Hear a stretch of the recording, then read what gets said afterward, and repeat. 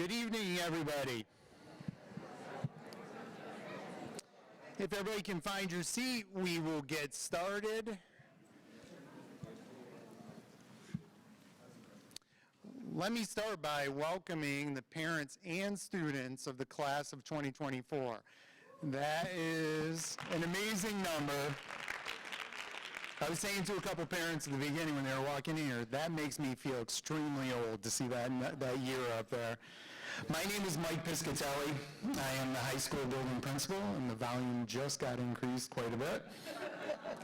This program tonight is going to be broken into two parts. The first part is going to be done in here, and what we're going to do is we're going to review some of the transition activities that are going to happen in the spring that will help with the transition from middle school to high school.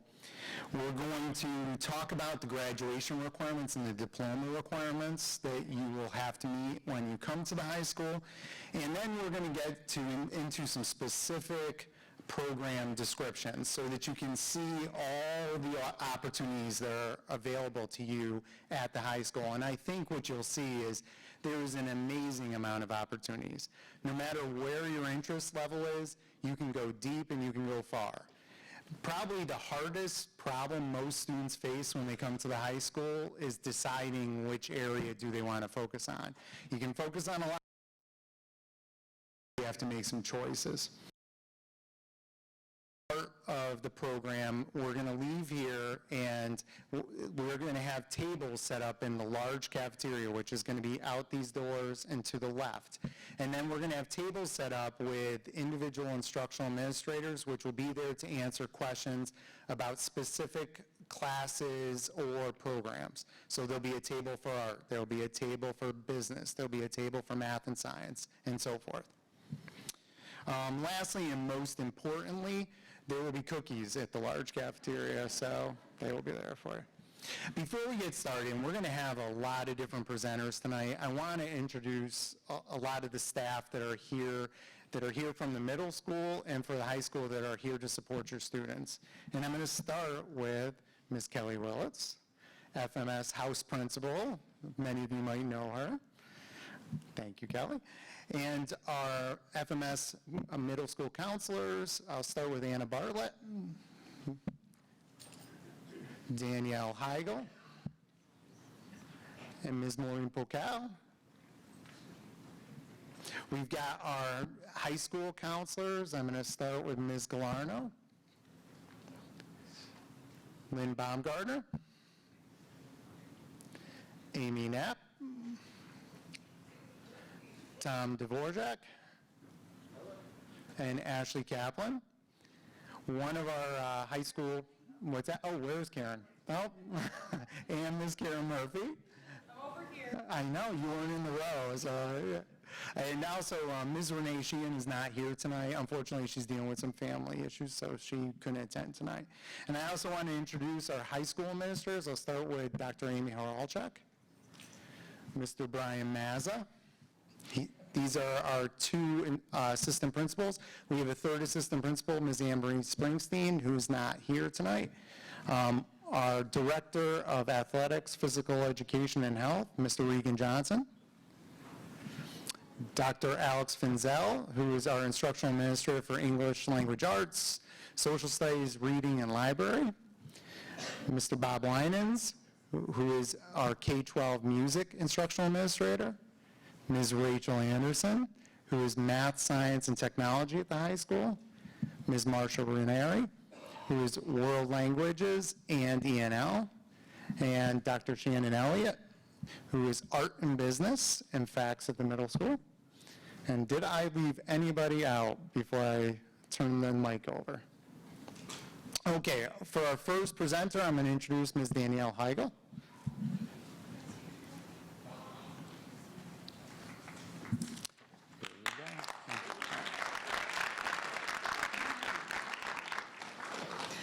Good evening. Thank you for coming tonight. Farnsworth is always really excited to help you and your students transition to the high school. It's always a really exciting time. So tonight I'm just going to talk a little bit, I feel like I'm really loud. I'm going to talk a little bit about the timeline of events and then some transitional activities that Farnsworth and the high school do. Okay, so after break and until the 17th, the middle school counselors are going to be in 8th grade classrooms giving students a presentation on the basics of high school. So we have already started that. Some of your students have had the presentation. Some will have it the end of this week and next week. So that's where we give them the basics that they need to know transitioning into 9th grade. Here we are, January 9th at the high school. Between the 13th and February 13th, for that month, middle school counselors are going to be meeting with your students in small groups as well. So we give them passes, they come up and meet with us, and we kind of review the basics again, as well as have your students pick an elective. You're going to hear a lot about the electives tonight, so I won't get into that, but it's a class that they get to choose for 9th grade, and we discuss that with them. Between February 14th and the 23rd, the eSchool parent portal will be opened for you to review your students' course requests. So students are going to be, teachers are going to be recommending students for classes. Your student is going to pick an elective. You're going to be able to see all of that on eSchool for about a week. And then between the 24th and March 2nd, parents and students, you can contact your school counselor and your teachers if you have any questions about the recommendations and if you would like anything to be changed. And our deadline is March 2nd to have everything pretty much complete in the computer.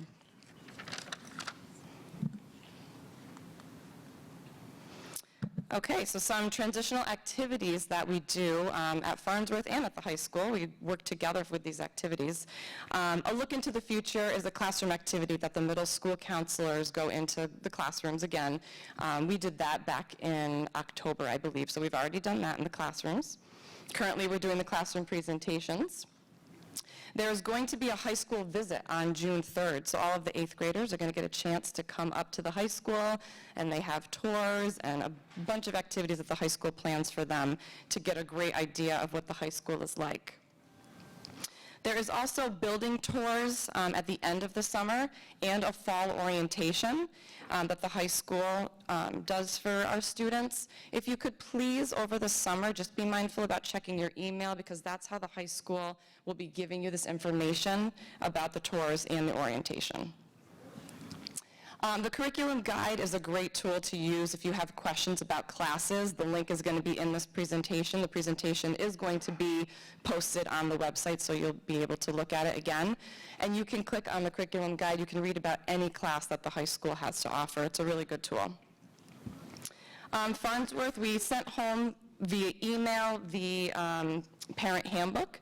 So you should have received that this week. If you did not, please let us know and we can send it to you again.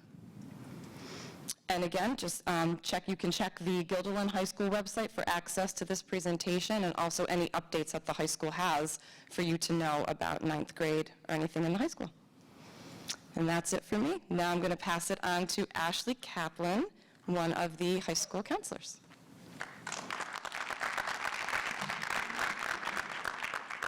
Good evening. So tonight I'm going to talk about some ways that you can help support your child as they transition to the high school.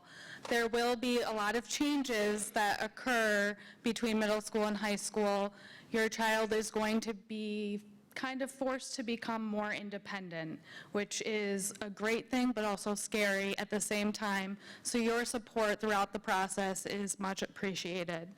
So an important thing about high school is turning in work on time. Our classes meet every other day, and we recommend that students do their homework for the class the evening that it's assigned. Just remember that, the evening that it's assigned. So that way, if they have questions the next day, they still have the opportunity to go in to talk to their teacher before the class meets again. It is important for your child to reach out to their teacher to ask for extra help. If they're going to be absent from school, it will be their responsibility to contact the teacher to find out what work they missed. Making sure that your child might say they don't have homework. A high schooler should have homework in their classes every single night. It might not be a physical product or a worksheet, but they should be studying or doing something for the classes they had that day, and they should have homework every night. It's going to be an important time for students to make mistakes. That's why they're kids. That's what we're here for. That's what you're here for. And just being supportive of them. You might notice in middle school they were in the same houses, so they're used to being with the same students, and they've been together for 3 years. It won't look like that next year when they come here. The person in their bio class is probably not going to be in their algebra class. The people that they've been with for the past 3 years, they might not be with. It's a great opportunity to make new friends, and it will be upsetting when relationships change, but try to embrace it and seek out help when you need it. I'm also going to talk about the graduation requirements, because in high school you have to earn credits towards graduating. You have to earn 23 credits in order to graduate from Guilderland, and I'll go through the breakdown in a second. The full year classes are worth 1 credit. Half-year courses that end mid-year or start mid-year are worth a half a credit. PE meets once every 4 days in our cycle, so you earn a half a credit each year. In order to graduate, you also have to pass some Regents exams with a 65 or above, and I'll go through the breakdown of that as well. If a student fails a class, they don't move on to the next class. They have to take that class again the next year, or in summer school if it's offered. So the diploma requirements, so those 23 credits that I mentioned, you have to earn 4 credits in social studies and English, 3 credits in math and science, 1 credit in world language and culture, 1 credit in fine arts, half a credit in health, 2 credits of PE, so half a credit each year, and then you also take additional electives towards that 23. And a lot of our students will graduate with more credits because they've taken advantage of our elective opportunities. Those 5 Regents exams that students have to pass in order to graduate. In 11th grade, they take the English Regents. There are 2 social studies Regents. They are global, which is at the end of 10th grade, and US history at the end of 11th grade. Algebra and science. Usually that's the living environment Regents in 9th grade. And I mentioned both social studies Regents exams because you need 5 to graduate.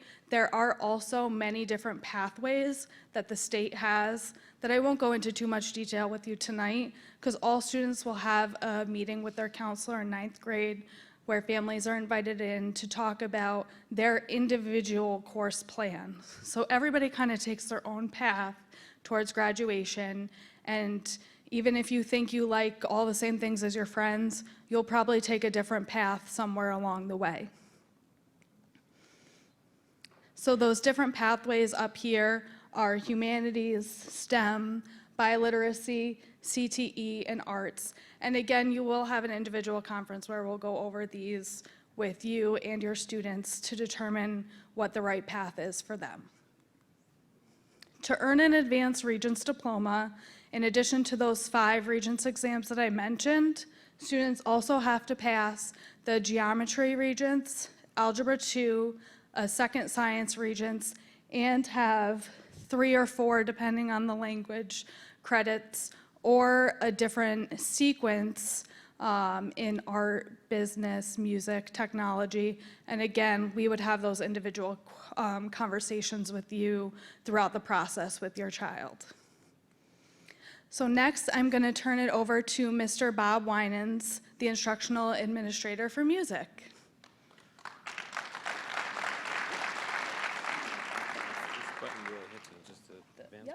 Awesome. Good evening. Welcome, and thank you guys for being here tonight. This is my first year here in Guilderland, and I'm really excited to be a part of this community. So I'm just going to talk a little bit about the fine arts credit requirements. So all high schoolers have to take 1 credit in fine arts in their 4 years here at Guilderland. It's a New York State requirement.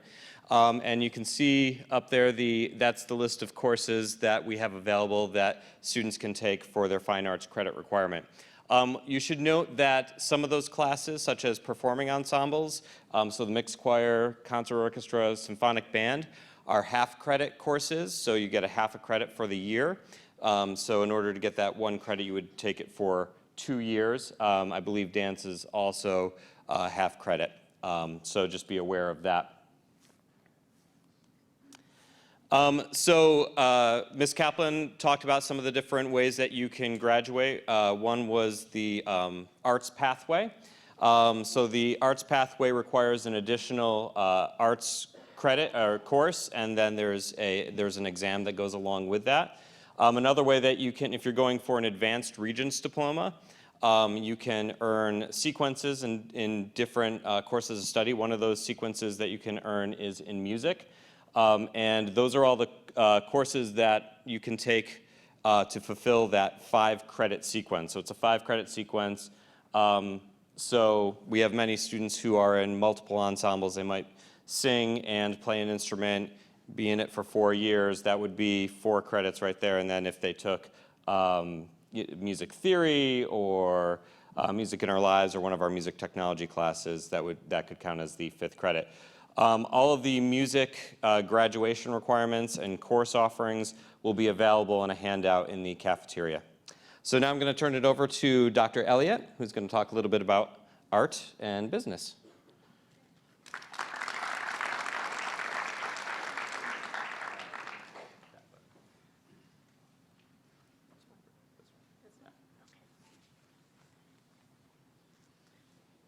Hello. I'm sharing with you a list of some of the opportunities we have in art, and you'll notice that we have some that are in the traditional realm, drawing and paintings, things like that, but also we have many that are in media. So we have animation, cartooning, game design, that type of thing. And here these are examples of artwork from our students. And we have advanced level courses to prepare them to go on to careers in STEAM and fine arts fields. So the question we get asked is, can a student take art and music? And the answer is yes. Yay. But it's yes, but we work it out. So, and we'll have those individual conversations with students and their schedules, but there is a way to do it, and many students take advantage of that. We have, I'm also the supervisor for business, and we have oh, you know what, I forgot something, I'm sorry. In one of our beginning courses for 9th graders and for students to take the fine arts credit is a new course called Studio in Creative Crafts. So they can take, they have an option of 3 foundation courses for that piece. So just so you know that. Okay, so in business, we have new college credit bearing programs. So that follows a CTE pathway. And you can read, but we're very excited about it.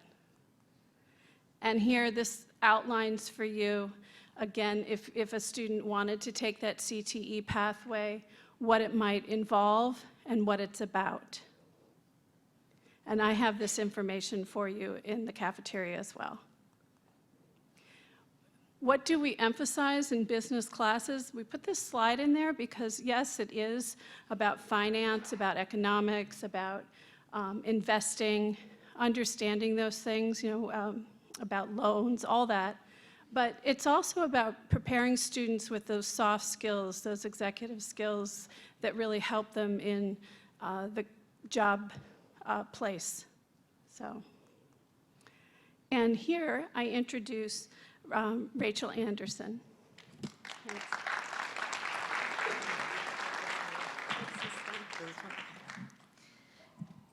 Good evening. I'm glad to see so many of you here tonight. I'm the Instructional Administrator for Math, Science, and Technology, so I'm going to talk a little bit about all things STEM and STEAM. And Thank you to Dr. Elliott, who talked about the A part of the STEAM just a minute ago. So as you know, there are lots of career and educational opportunities in the Capital Region when it comes to science, technology, and engineering, math, arts. So we live in a great time for STEAM in the Capital Region, and we're really hoping that we can keep all of your students here in the community to give back to some of those companies and startups. So there's just a few there.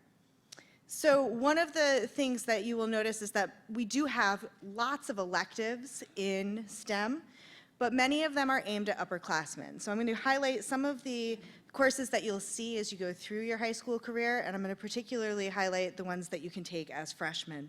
And again, in the cafeteria, I'll have more information on all of these. So we have a pre-engineering pathway through Project Lead the Way, and that's taught by our technology department. I really encourage anyone who's interested in pursuing potentially engineering of any type to look into the Design and Drawing for Production class, or DDP class. You may have seen on an earlier slide that that counts as a fine arts credit as well. We also have a computer science pathway that is taught by members of the math department. There is a course called Computer Science Principles that's open to freshmen, and it's a prerequisite for a lot of the programming courses that are in the pathway, such as Java, Python, and AP Computer Science. So I encourage you, if you're interested in programming, to think about taking that your freshman year. We have electives in medical and biological sciences. We have a physiology course. We have a physical therapy course, a nursing course. We have a pharmaceutical science course that is actually just at the point where we're going to start being able to give college credit through Albany College of Pharmacy. So that's really exciting. And that'll be for upperclassmen as well. Biotechnology and bioethics are courses that students can take starting in their sophomore year. Bioethics is a new course that just ran this year, and we're really excited about that. Both of those are half-year courses, and they run opposite each other, so you could take both of those in one and only use up one block of time in your schedule.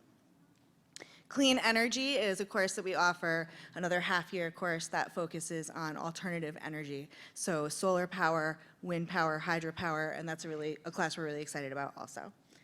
And then in our earth and space sciences pathway, we have meteorology, natural disasters, and space exploration, all of which you'd want to take after taking earth science. So here is that Project Lead the Way pathway, the pre-engineering pathway. The typical course of study for students is to start with Design and Drawing for Production in 9th grade and then take another course along the way.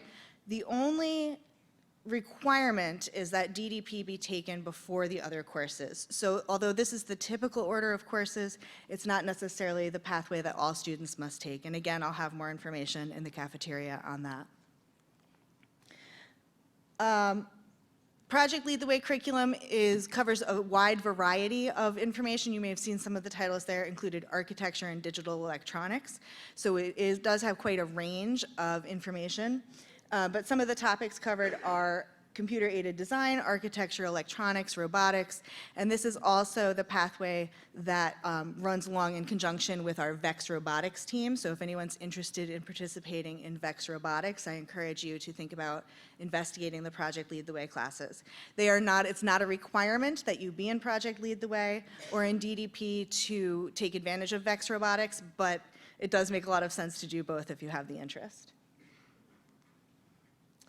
And some of the typical questions we get is, in math and science is, okay, so my student is taking Math 8, where do they go next year? Or they've been accelerated and they're taking Algebra 1 in 8th grade, what should we do next year? So there's really are some choices involved in this, especially if you are currently taking Algebra 1 and biology as an 8th grader. If you've been accelerated in 8th grade, you have a choice to make when you're entering freshman year, and that is, do I continue into an accelerated honors pathway or do I take a Regents pathway? And there's pros and cons to both. So I often hear, well, what's the difference between Regents and honors? So here are some basic differences. The honors classes will move a little bit faster than the Regents curriculum, and they also cover topics in a little bit more depth and have some added topics. There's also typically a slightly larger class size. We run those classes closer to 24 for science and closer to 25 to 28 for math, where we tend to keep the Regents classes slightly smaller than that. There may be some additional projects. For example, in honors earth science, there are some additional projects that are not included in the Regents curriculum. And there is going to be an expectation that your student will do some more independent learning in honors classes than they would do in Regents classes. So they'll have to do more work at home, and they'll have to do more self-guided work. Those are the basic differences. Again, if you have more questions about those pathways, you can talk to your counselor, or you can come see me in the cafeteria after this. And at this point, I'll turn it over to Dr. Finsell.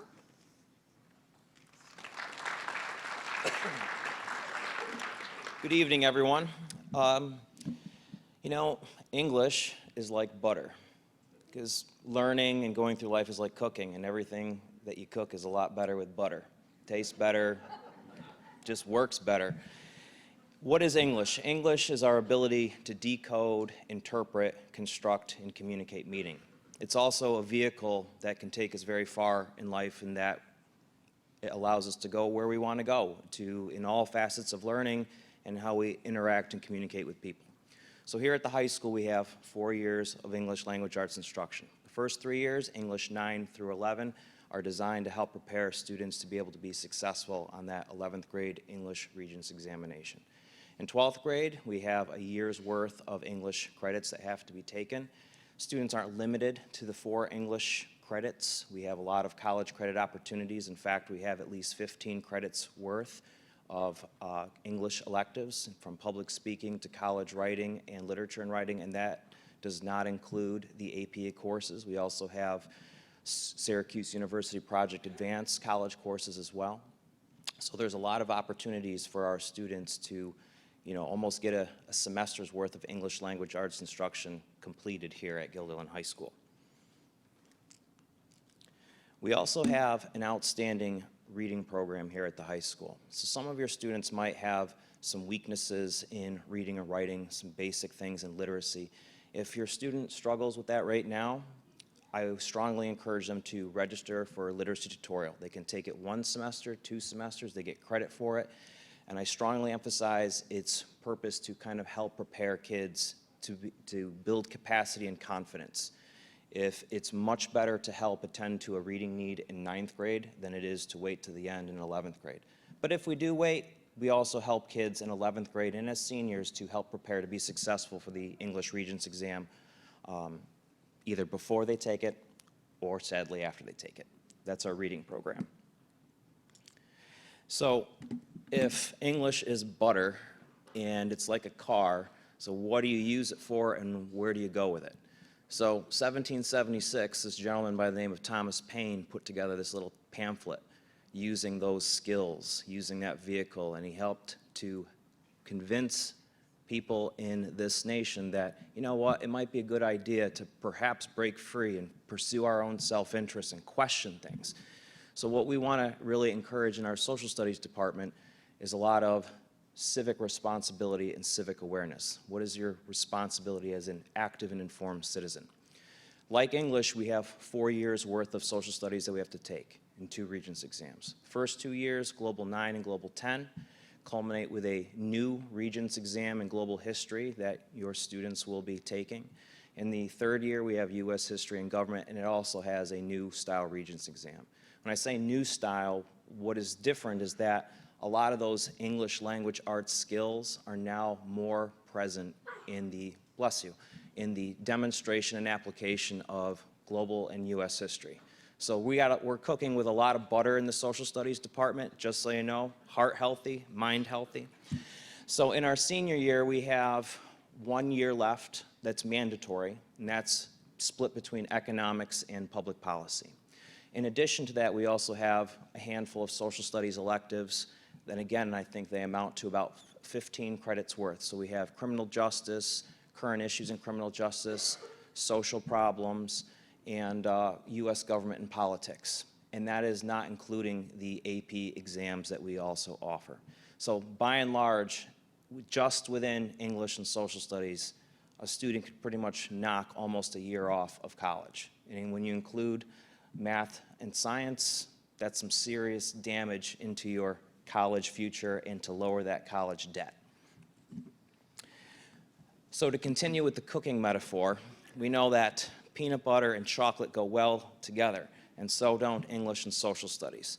So one of the things that we also offer in grades 9 through 11 is our aligned program. And so in that particular program, we have an English and a social studies teacher team to work together, and they have a shared cohort of students that have deliberate English instruction in social studies and social studies instruction in English. That cocktail works so well that we're trying to take elements of that and scale it up for the entire department. So can answer more questions about Aligned later and anything else that you have with social studies and English in the cafeteria. Thank you for your time, and I'm going to turn it over to Ms. Marcia Ranieri, the Instructional Administrator for Foreign Language.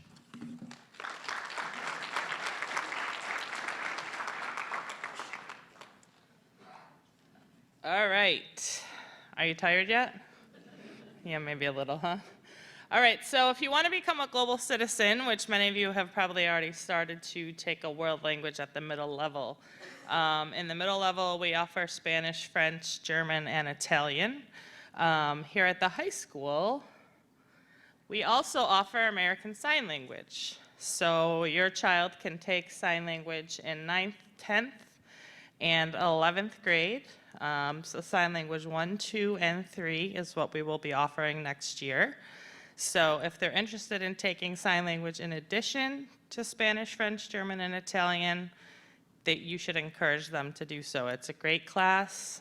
We have 2 sections of sign language at the 9th grade level this year, and they are at maximum capacity. So sign language is becoming more and more popular. This kind of gives you an idea of the flow chart of courses that your child will take.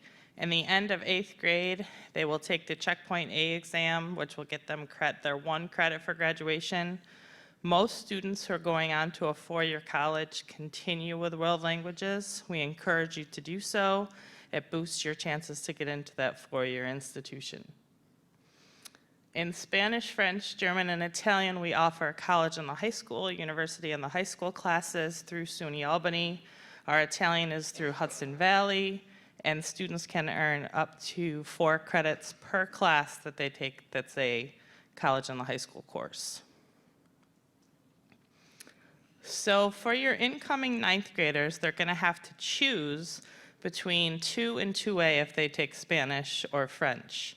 So their teacher will recommend them for 2A if they're an advanced student, they have a high level of learning language, they enjoy languages, they're motivated, they really like to excel in Spanish and French, they should go into 2A. It's fast-paced, they take the Regents in 10th grade, they complete 2 years of world languages in 1.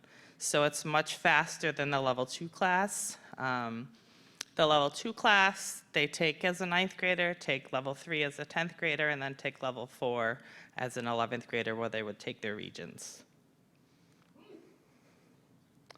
So I could probably go through this list and tell you the benefits of speaking another language, but I'm sure that many of you know those benefits of speaking another language. So hopefully you'll continue to take those world languages with us. We also have our ESL program here at the high school. We actually have approximately 250 students who speak other languages than English at home. And this just kind of breaks down some of the languages that we have spoken here at the high school. At the high school, we have about 30 Ls currently. At the middle school, there's about 45 Ls. And then at the elementary schools, Westmere and Guilderland Elementary have about 100 Ls per building. So just to give you a sample of some of the languages highly spoken here at the high school, Arabic, Turkish, Chinese, those are our top 3 currently of students in our ESL program. And now we have Mr. Regan Johnson.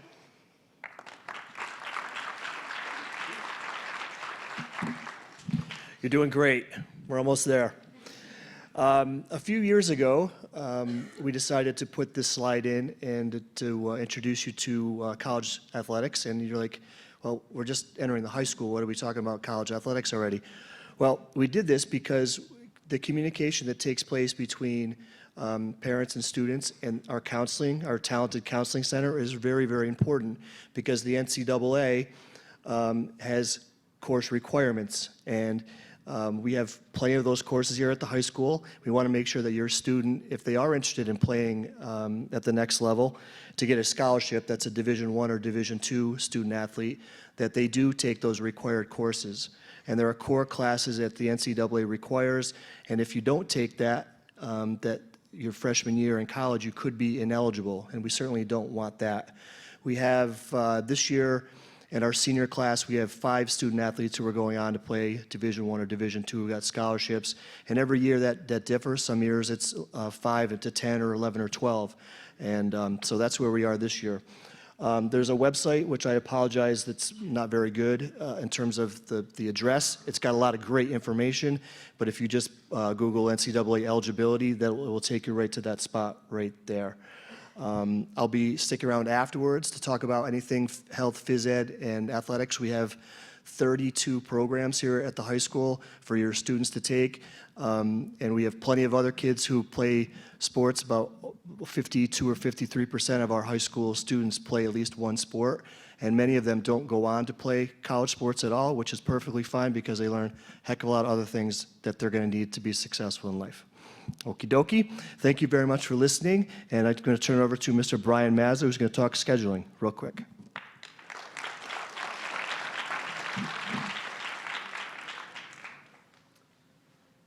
Hi, my name is Brian Mazza. My office is in the east side of the building, and my office is in charge of the master scheduling for the year. So I just want to give everybody a brief overview of what a typical schedule may look like for a 9th grader, and then we'll send you off for cookies down in the cafeteria to ask more specific questions. Basically, we use a 4-day rotating schedule. A, B, C, and D days. Our A and C days typically go together, and B and D also go together. If you notice, science classes are taken 3 out of 4 days. With that 1 off day of science, they will be in phys ed. Most students follow that pattern. The blocks, as you can see, are 85-minute blocks approximately. We have a 10-minute homeroom in between block 1 and block 2. Very important that our attendance is usually based off of that, so that's important that students report to homeroom. And then, as you can see, the end of the day, we have an activity period, which goes until 3:10, and this is a time where students can get extra help and go see teachers if they need help. And this is offered on Monday, Tuesdays, and Thursdays. We do not currently have that period on Wednesdays and Fridays, but as you can see, most of the blocks follow that pattern where you can see the second block, for example, on this schedule, you would see English and Social Studies kind of paired up. And then, as you can see, the lunch periods are located within our 3rd block, and we have 4 lunch mods, as we call them, in that 3rd block of approximately 30 minutes each, in which students will rotate. So students who have 3rd block classes, some of them will start by going to lunch and then come back to class for the rest of the block. Some of them will have their class stop in the middle of it, go to lunch, then come back. And then some will go to class first, and then at the very end, they'll go to lunch. All phys ed classes actually follow that pattern. So if anybody else has any questions about this at the end, please feel free to talk to your counselors or IAs or any of us up here. And thank everybody else. Thank you for coming. And if anybody has anything else up front. Okay. Okay, we are going to make a transition at this point. I'm going to give the instructional administrators a minute, so I'm going to ask everybody to stay in your seats. So if everybody can kind of move to the large calf at this point. You could go that way. Yeah.